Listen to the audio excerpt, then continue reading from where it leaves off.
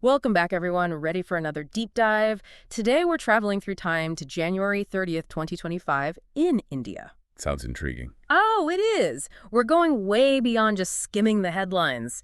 Think major newspapers, online reports, the whole shebang. Like a time capsule of news. Exactly. And trust me, this capsule is packed. We're talking tragedy, politics, a bit of science, and sports for good measure.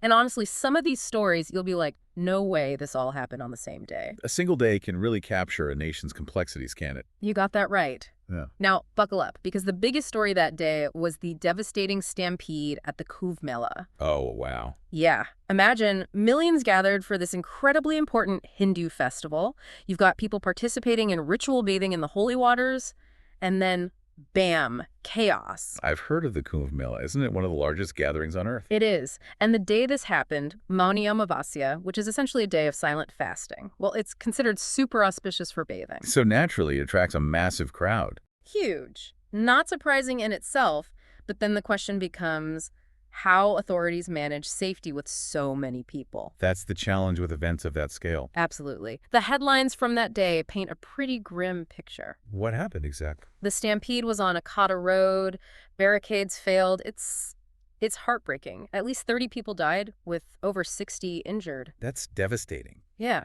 And with something this tragic, there's usually a swift political response. There was. Prime Minister Modi offered condolences, but figures like Rahul Gandhi from the opposition, well, They didn't hold back on criticism, I imagine. not at all. Accusations of mismanagement were flying. They even said that the government prioritized VIP movement over the safety of the pilgrims. That's a serious accusation. It is, and it brings up a big question. How do you balance safety and logistics at events that are so religiously significant with crowds that big? A delicate balancing act, for sure. The Chief Minister of Uttar Pradesh, Yogi Adityanath, ordering a judicial inquiry into the stampede shows how serious this all was. A necessary step. I imagine that inquiry will delve into crowd control measures, how prepared emergency services were, the whole event plan. The goal, hopefully, isn't just finding someone to blame, but understanding what went wrong to prevent this from happening again. Now, throw in the fact that it was an election year. Yeah. And this tragedy got tangled up in political campaigns, especially the upcoming Delhi elections. I bet the Admi Party, the AAP, had something to say about that. Oh, they were all over it. Very critical of the BJP government. What was their angle?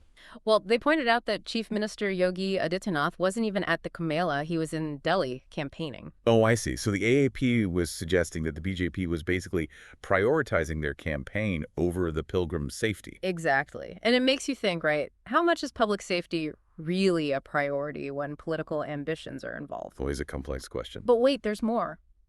The AAP didn't stop there. They also claim the Yamuna River was poisoned. The Yamuna River. That's Yeah. interesting. I know it's been heavily polluted for years. It's a major source of drinking water for Delhi. Right, so its quality has been a concern for a long time. And it's not unusual for it to become, well, an election talking point. Some parties might highlight their own environmental efforts, while others criticize their opponents for not doing enough. Pretty typical, unfortunately. And the Election Commission, they didn't just ignore this. They actually demanded proof from the AAP. That makes sense. The Election Commission has a critical role ensuring fair elections. Part of that means preventing misinformation that could sway voters. It really emphasizes the importance of evidence-based claims, especially during elections. Anyone can say anything, but backing it up with facts, that's what matters. So we see how intertwined politics and environmental concerns can get, especially during an election year. It's like a whole other drama playing out alongside this tragedy. And it really makes you think about the weight of every word spoken during a campaign, because those words, they can actually change the outcome of the election. But hey, it wasn't all doom and gloom in the news that day. India also made some serious progress on a global scale. Oh. Tell me more. Well, let's talk about the Indian Space Research Organization, ISRO. They had a huge e-win. What did they accomplish? They successfully launched the GSLV F-15 rocket carrying the NVS-02 satellite. Another successful launch for ISRO. Yeah. I'm impressed, but not surprised. They've been on a roll lately. Oh, yeah. And the headlines. bursting with national pride. It was all about India's growing power in space technology. Beyond the technological achievement itself, there's a sense of national pride when a country makes strides in space exploration. You nailed it. This wasn't just ANY satellite launch. This was about boosting India's satellite navigation capabilities. Their own system? Yep, through the Navi-C system, basically navigating using Indian satellites instead of relying on other countries' systems. It's like a declaration of technological independence. Bold move. It is, and it's a trend we've seen across different sectors in India, this push for self-reliance in tech. It makes sense strategically. Reduces dependence on other nations. Exactly. Plus, it puts them right up there in the global space race. Which, let's be honest, isn't just about science anymore. It's about economic benefits, strategic advantages, you name it. It's prestige. It's like stepping onto the world stage and saying, we're here, and we're a force to be reckoned with. I like the sound of that. Now, from the vastness of space, Yeah. let's zoom in on the cricket field. Because the India-England T20 series was in full swing. Cricket. It's more than just a game in India, right? It's practically a religion. Mm-hmm. And the rivalry between India and England, oh man, it's intense, steeped in history and a constant source of national pride. Every match is like a battle for bragging rights. You said it. Now, this particular match, England actually won, but India was still leading the series 2-1. So, a setback, but not the end of the world for India. Exactly. T20 matches are known for being fast-paced and unpredictable. Any team can win on any given day. But the real highlight in cricket that day wasn't even about the match itself. Oh, what happened? Jasprit Bumrah, he won the Sir Garfield Sobers Trophy. It's basically the award for Best Men's Cricketer of 2024. Wow, that's huge. The cricketing world's equivalent of an MVP award, I imagine. Think of it that way. It's a recognition of his exceptional performance throughout the year, not just one series. He must be an incredible player. He is, delivering consistently, taking crucial wickets, a force to be reckoned with, and for him to get that kind of international recognition, massive pride for India. It's always exciting to see a country's athletes excel on the world stage. Agreed. Now, before we lose ourselves in the thrill of cricket, we have a few more headlines to cover. More. This day just keeps on giving. Right. These other stories may not have gotten the same spotlight as the Kumbh Mela or Bumrah's win, but they give us a peek into just how diverse the news was that day in India. These smaller stories, they often reflect the everyday realities and complexities that make up a nascent story. You're so right. Ready to dig in? Absolutely. Let's hear what else was happening on this eventful day in India. You know, it's amazing how much we've already uncovered from just one day. But I keep thinking about that Kumbh Mela stampede. It's hard to wrap my head around it, you know? Millions of people drawn together for this deeply spiritual experience. And it turns into such a horrific tragedy. What struck me was how quickly the tragedy became politicized.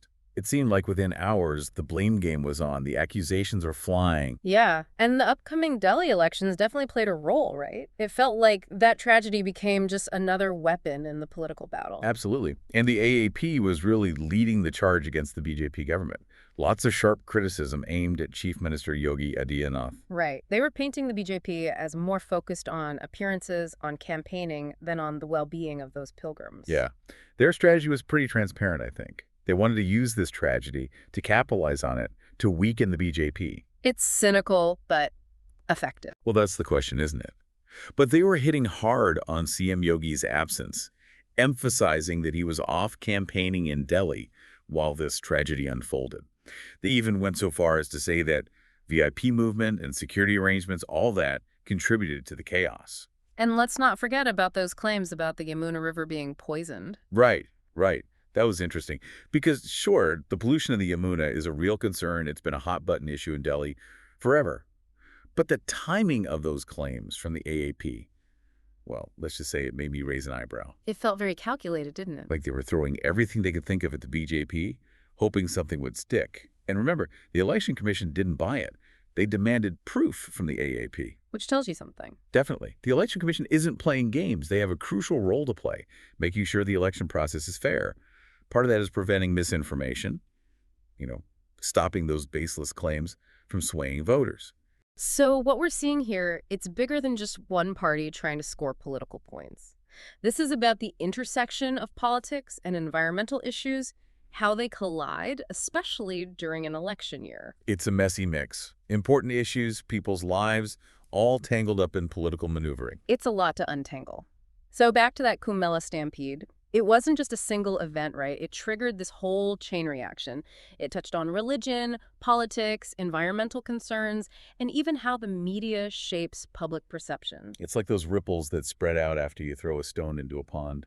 This tragedy exposed a lot of underlying tensions, those simmering challenges that had been there for years. It forced a national conversation, didn't it? About accountability, about responsibility, about what truly matters to those in power. Powerful stuff. So as we reflect on all this, what are the key takeaways, you think? What can we learn from this tragedy and its messy aftermath? Well, for one, it reinforces how vital those crowd management strategies are, especially for events of this scale with such deep religious significance. We've seen similar tragedies in other parts of the world, haven't we? There are lessons to be learned, best practices to adopt. It's about anticipating risks, planning for the worst-case scenario, and making sure everyone involved is on the same page, communicating effectively.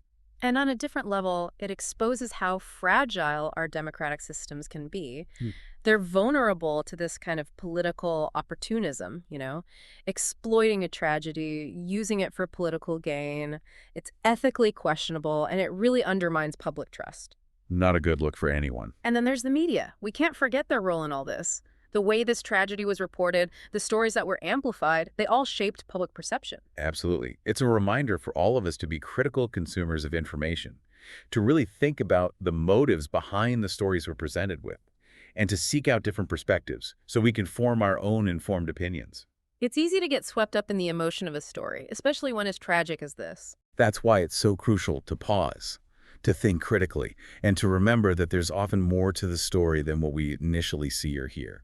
So while the Kumbh stampede was a dark moment in India's recent history, it was also a wake-up call, in a way. It got people talking about some pretty fundamental issues.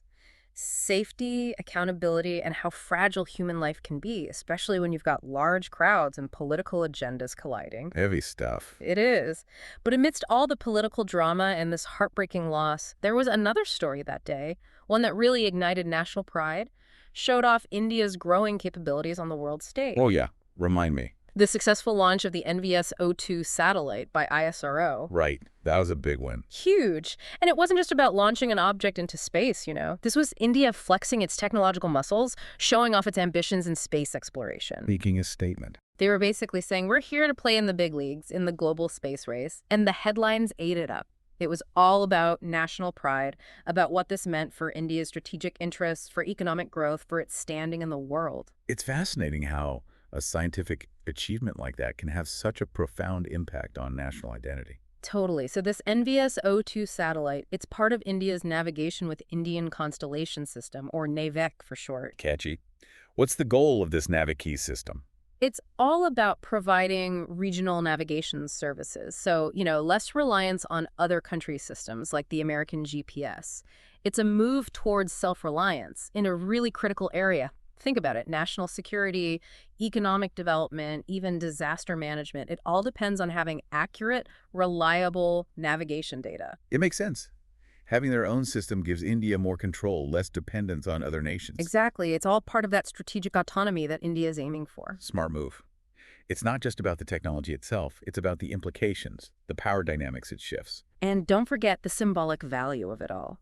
We live in a world where space exploration, it's seen as a marker of progress, of a country's technological prowess. So this successful launch, it was like India sending a message. We're a force to be reckoned with, and we're not going anywhere. Bold statement. And coming on the heels of that tragedy, it probably served as a much-needed boost for national morale. You're right. It reminded people of India's potential, its ability to innovate and overcome challenges. I love those stories that remind us of the resilience of the human spirit. It's a powerful thing. So here we are, still on January 30th, 2025, and we've experienced such a range of emotions, right? The depths of despair with that stampede, the soaring pride of that satellite launch. And we're not done yet. Our deep dive continues. There's more to uncover, more stories to explore, each one offering another piece of the puzzle that is modern India. This journey continues. I'm ready for more. Yeah. What else do we have in store? Well, let's shift gears a bit. Back to the world of sports, but with a different kind of intensity. Remember that India-England T20 series we were talking about? Let's dig into that a bit deeper, shall we? Okay, so we've covered that heartbreaking Kumbh Mela tragedy, the political whirlwind around it, and then celebrated India's awesome advancements in space. But our deep dive into January 30th, 2025 isn't over yet. There are a few more headlines we need to unpack, each one offering a unique look into different facets of Indian society. It's fascinating, isn't it? These remaining headlines, they touch upon themes that are often intertwined. Social justice, religious tensions, internal security, and even international relations. They might not have made the same splash as the Kumbh Mela or ISRO's launch, but they're still so important for understanding the full picture of India's story. You're so right. It's like each headline adds another thread to this intricate tapestry. So let's start with the Supreme Court's ruling on the RG car case. Might sound a bit technical at first, but bear with me. This one has some pretty big implications for healthcare and the right to protest. Okay, I'm intrigued. Tell me more. So this case, it revolved around doctors who participated in protests. And the big question was how to handle their absences from work. How to regularize those absences. The Supreme Court, they were trying to find a solution that balanced two important things: the fundamental right to protest and the need for uninterrupted healthcare services. That's tricky, isn't it? You've got the rights of the doctors as citizens to voice their concerns, but then their absence from hospitals can directly impact patients. Tough situation. Exactly. So the court's ruling basically says hospitals need to have clear guidelines for these kinds of situations. The goal is to protect both the right to protest and ensure people still get the health care they need. A delicate balance to strike. It is. And this ruling could have ripple effects on other sectors too. Wherever essential services and the right to protest might clash, it sets a precedent. Interesting. So, from the courtroom, we're shifting gears now to Chhattisgarh. There was a pretty significant development in the fight against Naxalism. A whole group of Naxalites surrendered to the authorities, 29 of them, including 7 women. Wow, that's a big group. It is. And it really highlights the ongoing efforts to combat left-wing extremism in that region. But it also reminds us that this isn't just about military action. It's about understanding why people join these movements in the first place. Right, you have to address those underlying issues. The socioeconomic factors. Yeah. Poverty, inequality, lack of opportunity. These are all breeding grounds for unrest and extremism. So it's about offering alternatives, right? Yeah. Creating opportunities, addressing those root causes. Absolutely. And for those who have surrendered, the focus needs to be on rehabilitation and reintegration, giving them the support they need to rebuild their lives, to become productive members of society. Breaking that cycle of violence that's plagued the region for so long. Exactly. Now brace yourself for this next headline. It's a controversial one. A Maharashtra minister, Nitesh Ryan, called for a ban on burqas during board exams. Oh, wow, I remember this one. It sparked some heated debates. It did. This issue taps into some really sensitive topics. Religious freedom, women's rights, the role of religion in public spaces.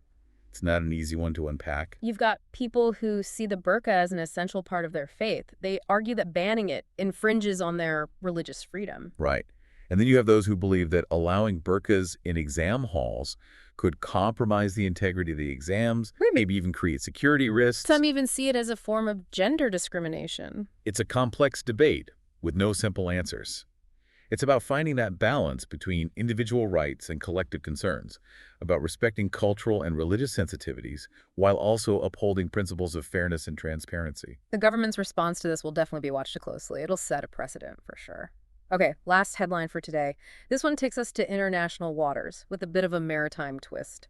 Some Indian fishermen were accidentally injured by the Sri Lankan Navy. Oh, I remember hearing about this. It definitely added another layer of tension to the relationship between India and Sri Lanka. They were already navigating some choppy waters, so to speak. This incident, even though it was an accident, it highlights how delicate things are in those shared fishing zones. The Palk Strait, where this happened, it's been a source of conflict for years. Fishing rights, territorial claims, it's a constant back and forth. It underscores the need for clear communication, having those mechanisms in place to resolve conflicts quickly and peacefully. And a shared commitment to ensuring the safety of fishermen from both countries. It shows how quickly things can escalate, even when it's an unintentional incident. It's a reminder that even seemingly small events can have big ripple effects, especially when you've got historical baggage and strategic interests involved. So there we have it. A glimpse into the headlines of January 30th, 2025. We've explored tragedy and triumph, Political maneuvering and social tensions, scientific breakthroughs, and international disputes, all packed into one day. It's remarkable how much can happen in just 24 hours, and how these seemingly disparate events, they're all interconnected, reflecting the complex realities of a nation as diverse and dynamic as India. We've traveled from the banks of the Kumbh to the vastness of space, from the courtroom to the cricket field, and along the way we've seen India grappling with age-old challenges and striving towards a brighter future. It's been quite a journey. It has. And it leaves you thinking, doesn't it? About the forces that shape a nation's destiny, about the choices we make, the events that unfold, and how they all contribute to the ongoing narrative of a country. Absolutely. This is just one day in the never-ending stream of news, one snapshot in time. But it offers a powerful reminder that there are always multiple stories unfolding, multiple perspectives to consider. And as we continue to engage with the world around us, it's important to remember that. So stay curious, stay informed, and join us again for another deep dive into the world of news and knowledge. Until next time.